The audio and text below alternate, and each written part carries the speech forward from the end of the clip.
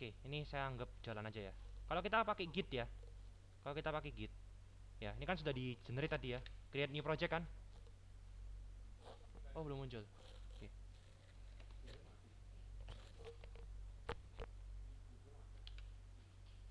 di duplicate kan? Udah bener kan? Nah muncul. Udah. Tes tes tes. Oke, coba testing suara ya outputnya ya. Sound device. Tes. Ah ini muncul. Kok hilang suara? Oh, oke. Tes tes. Oke, harusnya muncul berarti ya. Coba sih. Oke. Oke ya. Oke lah. Kita coba dulu tadi video yang tadi harusnya jalan sih. Tes tes tes tes tes tes. Oke, suaranya muncul ya. Asumsikan berarti suaranya muncul. Mungkin kecil. Saya nggak tahu. Ya, karena ini suaranya kecil, Siano. Oke. Eh, oke ya. Nah, ini git yang tadi ya. Kita sudah buat dengan Composer Create Project kan? Ya. Terus inisiasi gitnya gimana? Sederhana. Kamu pilih, kamu install git dulu dari webnya. Ya. git-scm.com harusnya.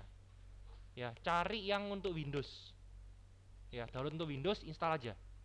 Ya, karena di sini sudah ada gitnya jadi biarin. Nah, kalau sudah kalian akan menemukan di sini ada opsi source control. Bisa kalian initialize. Ya, nanti akan muncul seperti ini kodenya. Semua akan muncul. Kalau kamu pakai Laravel ngikutin aja. Ya. Ini kamu tinggal centang. Nah, Git itu gimana cara konsep kerjanya? Konsepnya sederhana. Git itu dia merekam setiap perubahan. Setiap perubahannya tapi harus kamu catatkan manual. Ya, tidak bisa kamu otomatis langsung kamu ubah seperti di Google Docs. Tidak, harus manual. Ya, jadi misalnya perubahan satu tertentu, kamu komitkan dulu. Nah, setiap Git itu pasti punya yang namanya ada namanya branch atau yang ada yang namanya apa namanya cabang. Ya, di atasnya cabang ada namanya repository. Ya, jadi Git walaupun nggak ada internet, kita bisa nyimpan repositorinya. Caranya gimana? Sederhana. Kamu dengan cara membuat tadi Git init yang tadi ya. Kita init dulu di lokal. Nanti kalau kita commit, dia hanya akan tersimpan di lokal perubahannya. Ya, saat tersimpan di lokal, kalau nanti kamu pingin kirimkan atau simpan atau backup hasil perubahannya ke server, baru kamu pakai GitHub atau kamu pakai GitLab atau kamu pakai Bitbucket, terserah servernya apapun, pokoknya server Git. Ya, seperti itu. Nah, yang paling penting adalah sebuah Git untuk kita simpan harus ada repositorinya. Repositorinya bisa dijalankan offline. Kalau sudah setiap repositori pasti terdiri atas banyak cabang. Satu cabang pun tidak masalah. Kalau kamu pakai cabang satu aja tidak apa. Setiap cabang memiliki banyak commit, banyak penyimpanan perubahan. Ya, yang saya lakukan sekarang adalah saya komitkan dulu. Ya, jadi saya centang semua. Saya pakai uh, yang pendek caranya ya. Saya tuliskan. Nah, yang di atas ini, ya, di atas ini itu namanya adalah commit. Ya, commit message. Ya, commit message ini apa? Commit message-nya adalah uh, apa ya? Sebuah catatan terhadap setiap perubahan yang kamu lakukan. Ya, karena perubahannya pertama kali saya tulis pakai first. Ya, first commit first time. Ya, kalau enggak fit gitu aja apa? Fit commit first time gitu ya. Commit kata-kata commitnya bebas. Kamu mau gunakan apapun bebas sebenarnya. Cuman saran saya pastikan setiap kamu commit itu jelas ngapain. Kayak ini kan jelas. Pertama kali commit feature-nya adalah dada, tapi pertama. Ya, jadi commit pertama kali. Seperti itu. Ini saya commit. Ya. Lemot sekali. Ya. Jadi perubahannya itu yang kita komitkan. Nah, Sebelum mencapai perubahan, sebelum mencapai commit, ada namanya staging, staged change. Yang di sini kita lihat ya. Itu adalah, ini dia ngomel. Kita belum mengkonfigurasikan username dan email. Nah, ini harus kita konfigurasikan. Caranya apa? Ya mesti manual. Mau nggak mau. Ini cancel dulu. Gagal ya. Kita buka terminal. Ya, buka terminal. Pastikan git command-nya jalan. Di sini. Oke, kalau jalan aman. Ya, kalau jalan aman. Oke. Untuk itu kita perlu git apa namanya? Git config user.name. Kasih namanya mau kasih apa? Pakai O, petik-petik. Misalnya nama saya. Ya. Saya konfigkan di git ini namanya adalah Benyamin Manto, dan yang kedua adalah email.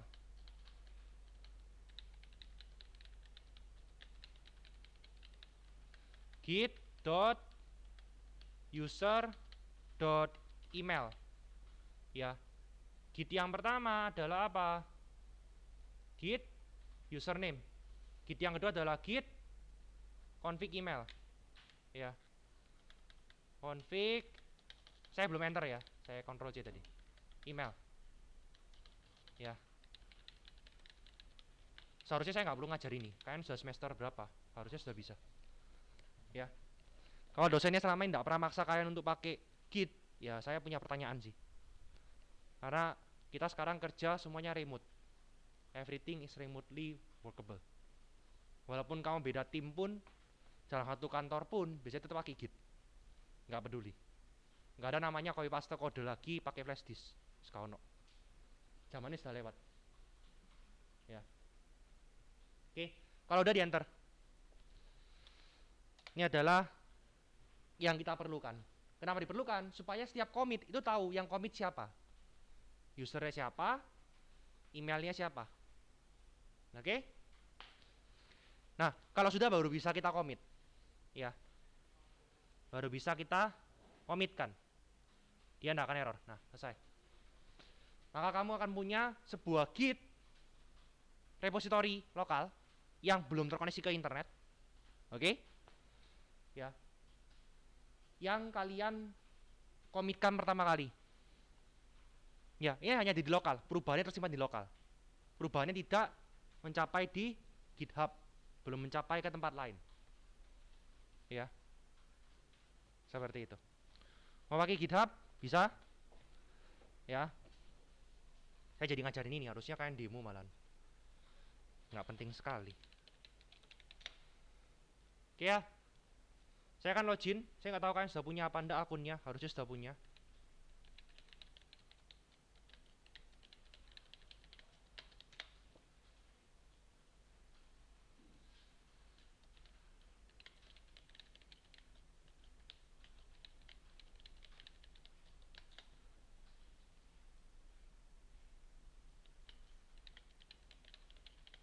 Ya, saya nggak hafal password saya apa.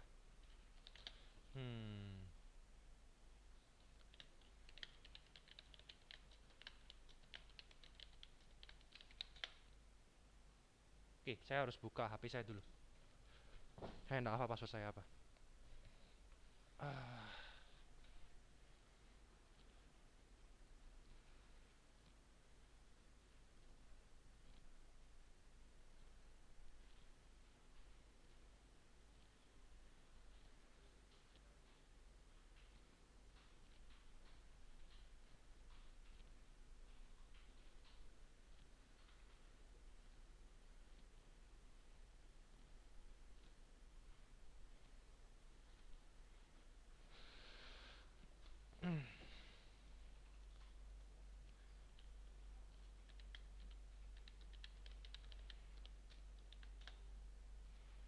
Oke, ya ini ya saya login ya. Nah, saya paling nggak seneng ya pakai GitHub ya, karena kita harus pakai SSH akhirnya. Annoying sekali.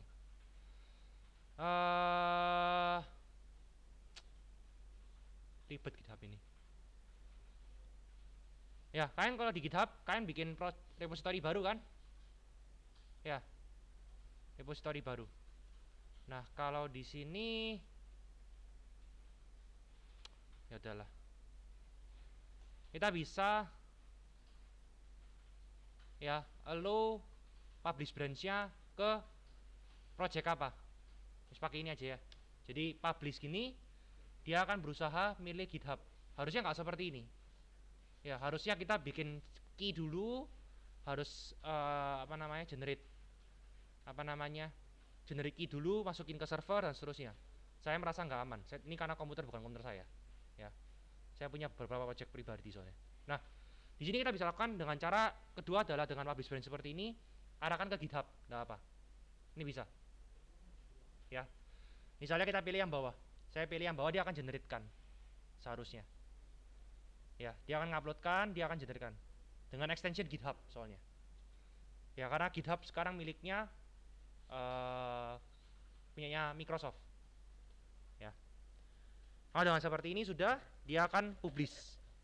And that's it. Tinggal tunggu dia commit. Dia bikin. Ya. Harusnya dia bikin project baru. Ya, namanya ya ini ya, bikin ya. Sedang commit filenya. Tunggu aja. Kalau sudah, kalian akan punya Git pertama kalian, repository pertama kalian yang tersimpan di GitHub.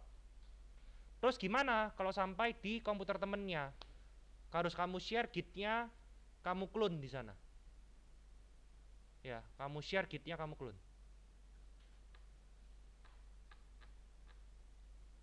Nanti mau pakai GitHub desktop silakan. Ya. Lemot sekali.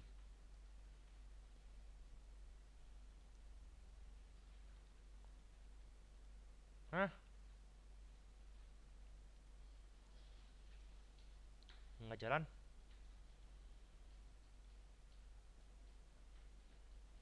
Ya, biasanya kita pakai ini ya. Pakai SSH ini ya. Saya pakai SSH. Biasanya. Ini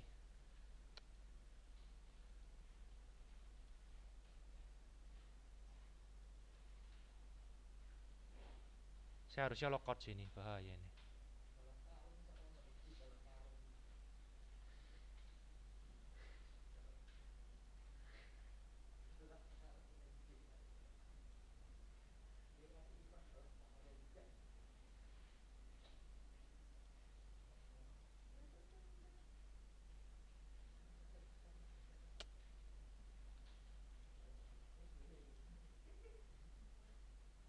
Oh, dia minta login.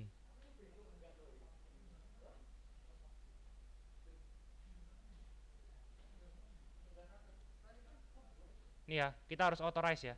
Makanya dia kok ada sesuatu yang aneh. Authorize ekosistem Gitnya, baru berhasil, baru dia akan nge-push. Karena kalau enggak, nggak bisa. Nah, ini ya. Berhasil ya. Nah, ini dia ada opsi kayak muncul di bawah, kamu suruh autentikasi ke GitHub. Harus kamu follow. Kalau enggak ya nggak bisa. Ya.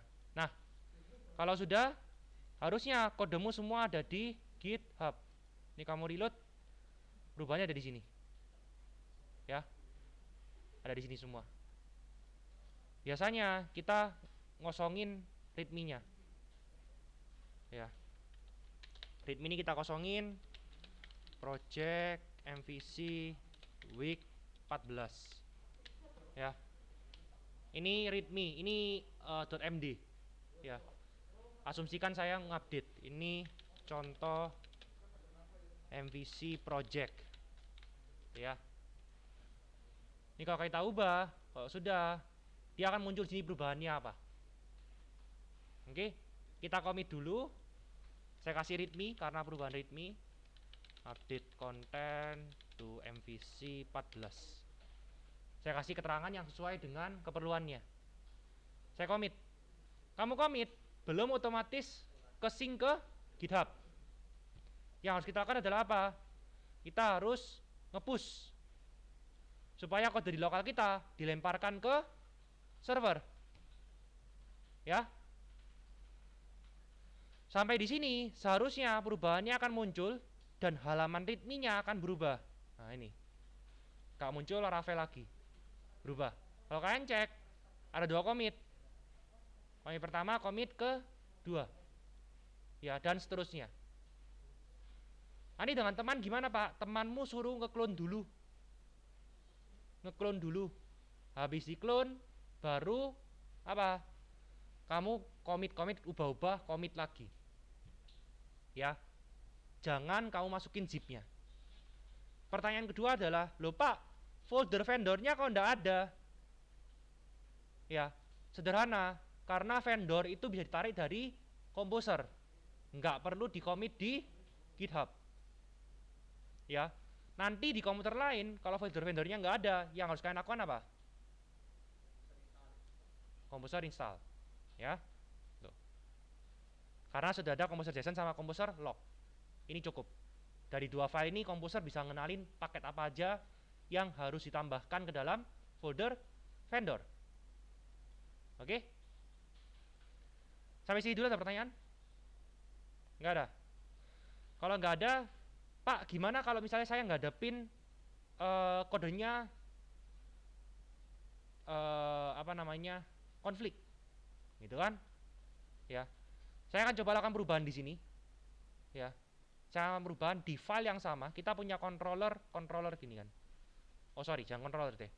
Kita punya routing ya, root standar ya, ya kan? Ini saya hapus, oke? Saya hapus ya, atau saya tambahkan gitu ya. Tambahkan aja di bawahnya. Root gini ya, get, coba. Ya, saya kasih function sederhana.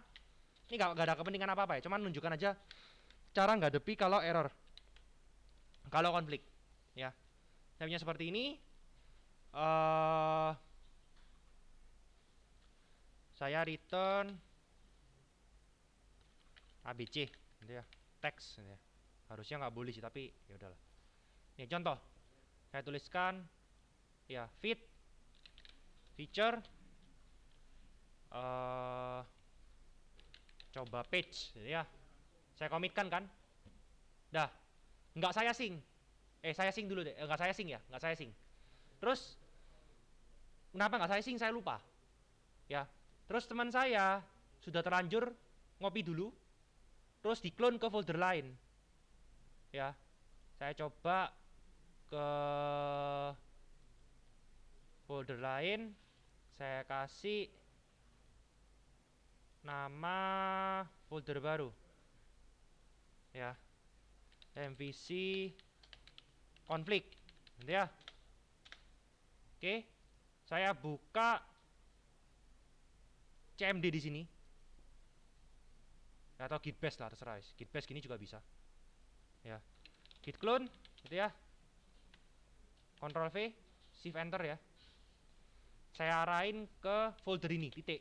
Jadi git clone URL repositorinya ke folder apa? Foldernya ke dalam folder ini sendiri, titik. Ya. Kita cloning ke dalamnya folder MVC konflik. Ya. Nggak ada nih vendornya. Vendornya nggak ada, ya kamu Composer install dulu. Ya. Biar dia nginstal semua package-nya. Kalau sudah nanti dia akan selesai, vendornya ke install. Ya. Terus saya nambahkan sesuatu. Ya, saya nambahkan sesuatu.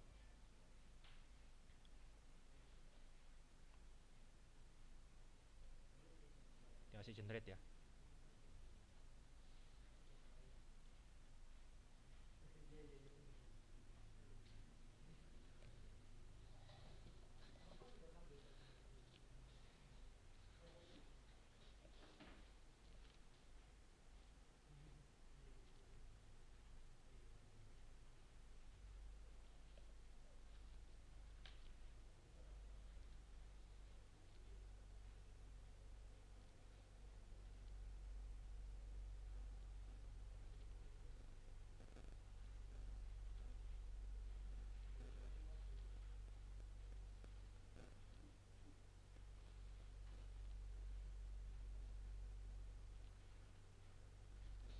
Ya ini lemot banget ya. Ya udahlah. Ini udah ya, udah berhasil.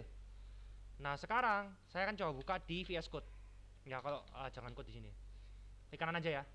Kanan open di VS Code ya. Oke.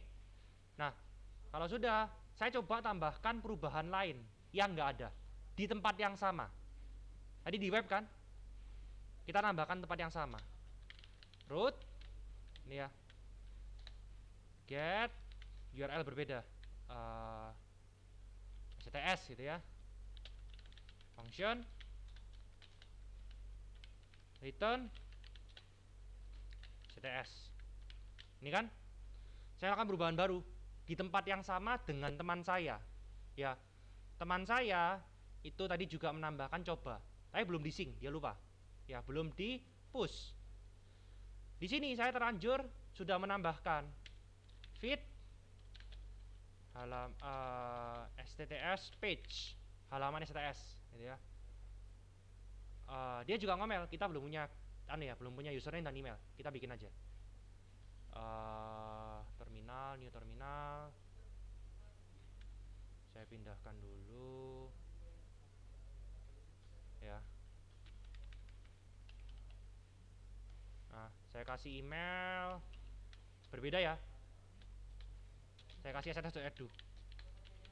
Ini ya, saya kasih email ke folder ini. User.name-nya Benyamin STS gitu ya, misal. Beda user kan?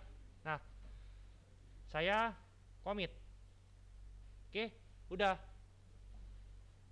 Saya terlanjur nge-sync dulu. Ya, saya nge-push dulu ya. Saya nge-push dulu. Saya terlanjur nge-push dulu ke cloud. Udah, nge-push kan? Nah, di sini kalau saya nge-push pasti rejected. Dia akan ngomel, error push remote. Kenapa? Karena dia sudah ada perubahannya dulu. Yang mana? Saya reload ya. Perubahannya adalah ya dari saya, ya. Saya sudah menambahkan apa? Root ini, root get. Ya kan? Dan saya belum memiliki tambahan ini. Tambahan feature SSS feature itu ya. Terus gimana? Dia bilang kan suruh nge-pull dulu kan. Terus kamu ngikutin, kamu pull kan. Ya. Error ini wis. Loh Pak, kok kayak gini? Kok error seperti ini gitu kan? Apa yang harus saya lakukan kalau seperti ini? Ya. Sederhana, lihatan kodenya mau ngapain? Ya. Kodenya mau ngapain? Mana yang penting? Gitu kan? Nah, ternyata dua-duanya saya perlu. Kalau dua-duanya kamu tinggal accept both change. Tapi error Pak, ya perbaikan error ya kan? Ya, problem solve. Kalau dua-duanya kamu butuh. Oke, kalau enggak gimana? Pak, saya hanya butuh yang halaman coba. STS ini adalah commit yang salah. Saya harus gimana? Lihat ini yang mana, yang head yang mana, yang incoming yang mana. Ya, kalau kamu merasa perlu, saya perlunya yang coba, accept headnya. Ya, accept headnya. Saya ulangi ya, accept yang change current change ya. Ya, sehingga yang tadi ketimpa hilang. Oke? Kalau kamu merasa butuh yang bawah, yo accept yang incomingnya. STS-nya nimpa, kodemu hilang. Oke? Tapi kalau kamu merasa dua-duanya butuh, yo accept both change. Terus kalau error, perbaikin errornya. Ya, perbaikin errornya. Kalau udah diperbaiki gini, ya kamu tinggal commit ulang. Ya, harusnya nggak usah merge sih, tapi ya yaudahlah. Ya harusnya di rebase sih, tapi setelah apalah. Ya, dari sini rebase, gitu ya.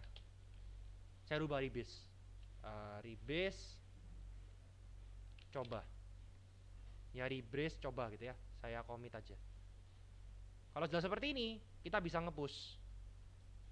Sehingga apa? Perubahan yang sebelumnya nggak hilang, ditambah dengan perubahan yang baru.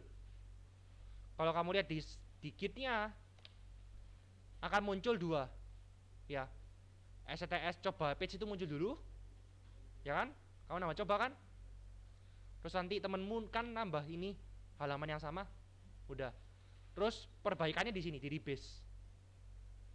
Nah ini, coba dan STS ditambahin. Sampai sini oke? Udah.